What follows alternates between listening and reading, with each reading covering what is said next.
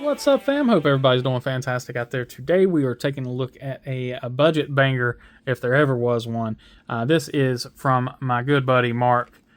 This is the Kizer Gavel 154 cm brass micarta. Just an absolutely banger knife, and one I am glad to have finally added to the collection.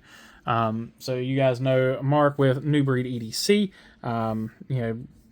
Clydesdale, and he's got the wingspan coming out, and he's done various designs with Kubi.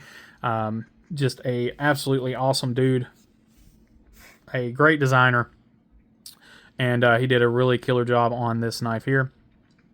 A very small, gentlemanly knife. It looks really gentlemanly. It's a it's a nice compact blade. You got a really cool kind of a faux choke-up spot that doesn't look like a choke-up spot, but it just works, and really nice action on this thing. So if that's all you came for, you got it all. This thing is really nice, and you can get them for dirt cheap right now. I think you can get them in under $60 on Amazon right now.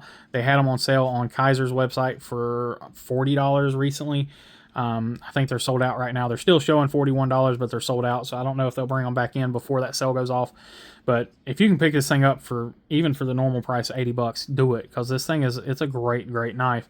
It is on the smaller end. It's really cool how he did the blade and everything, how he got it this small, so we'll talk about that. So 2.88 inches overall. Blade 6.69 overall, and a 3.68 ounce weight, and yep, 3.6 is what it's showing here. So a lot of that is due to that brass bolster. Let's go ahead and jump straight in and taking a look at this knife close up. So again, we have these beautiful kind of a stone tumbled brass here, and I bet you could polish this up really nicely. And then burlap micarta. I'm usually not a fan of burlap, but this turned out really well. Micarta backspacers, titanium pocket clip. Really nice job on that. Again, beautiful brass bolsters, and it is T8 hardware everywhere.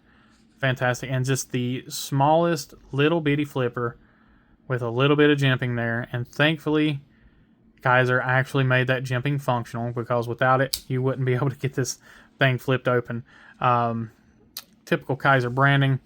There's that New Breed logo, and you got the Gavel name here. Beautiful satin blade, drop point with a bit of a swedge. And just a great job overall on this. Really nice jimping all down the spine. Perfect sharpening choil. Perfect plunge grind. The actual sharpening looks to be done very well in here. Take a look at that tip. Tip is spot on. Lockup is again spot on.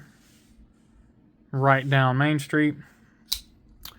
And let's go ahead and take a look at our hardware here. It's T8 hardware all the way around. Just a hair wiggle there, nothing crazy. Again, just getting just the tiniest little bit of wiggle on these. Oh, there's no screw there, Brian. Great job, and what's really cool is you can actually, or at least I can. I haven't found many other people that are able to do it, but I can reverse flick off of that blade, which I think is really fun, and a great way to fidget with this knife. But yeah, this flipper, it works surprisingly well. Honestly, that was kind of one of the things that slowed me down for buying it originally, because I didn't know how well my hand was going to do with that small flipper. But I'm able, once you get used to it, you're able to get onto it very easily. You kind of realize what you got to do. You just got to kind of come off to the side a little bit and use it. You can just come straight on and use it, but that hurts my hand, hurts my finger just a little bit, just because of my hand. It probably wouldn't hurt a normal hand, but for me, just rolling off the side works really well. No issues there. And then, like I said, I can reverse flick off of the blade. I would like to see probably the detent come in a little bit sooner. If the detent clicked in a little bit sooner, then the flipper would actually hit your thumb right there, and you would be past the detent. But the way it sits, when the flipper hits my thumb anyway, it might not be for you, but when the flipper hits my thumb, it's not quite past the detent.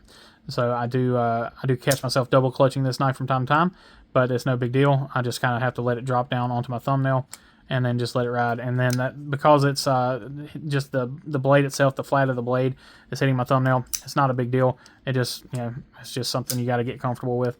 But my thumbnail is fine. It's not like chewing up my thumbnail or anything like that. It's a very fairly lightweight blade anyway. So ergonomically, again, this knife is just well thought out, which it mimics everything that we know and love about Mark at or Loot 10 at New Breed. You do have this flat spot here that makes a perfect choke up point, so you can get a full 4-finger grip on this knife, even though you're talking about a basically right at a 6.5-inch knife. You can choke up on that knife and not have any fear of being on the blade or anything like that. But then choked back, it's so comfortable being a 3.5-finger knife. Which, I mean, if I really kind of crowd my hand, I can get all 4 fingers still on there. But with it choked back, it still feels great. You don't feel the pocket clip at all. But in this little, like I said, this little kind of the cheat spot here, because it's not really a choke up spot. We'll call it a cheat spot. It feels so good in the hand, and that burlap micarta is just nice and warm. It just works. Liner access is great. Again, I love the fact that I can reverse flick it. If I was, again, to change anything, I would maybe add just a little bit of chamfering here on the lock bar, just to give it a little more pleasure with that lock bar access. But it's not bad the way it sits. Again, it's not anything that I'm like, oh, that's got to be changed. No, I mean, if I was to nitpick anything, it would be that. I like the flipper design. I didn't think I would, but I do. That, and then like I said, and then the detent ball location. I would just like to see it change just slightly. I mean, it's not a big change, but because that flipper design, that would change things a lot. Being able to not have to drop that down on your thumb all the time, or you can just close it the old-fashioned way instead of having to let it drop every time, which is fine. There you go. So. Again, great showing from our friend Mark. Make sure you guys show him some love. Check out what he's got going on. He does have the Wingspan right now on his website. Pre-orders are still open, so I think you can still get them for that pre-order price. Save yourself $5. There's going to be some left over when the drop happens, so they'll go up $5 and pick you up one then. But make sure you're getting one regardless. And yeah, definitely go show him some love, because he is a great dude and a awesome designer, and he deserves it. So anyway, guys, with that, I appreciate each and every one of you as always. Please remember to be kind, be humble, and be EDC. Y'all take care.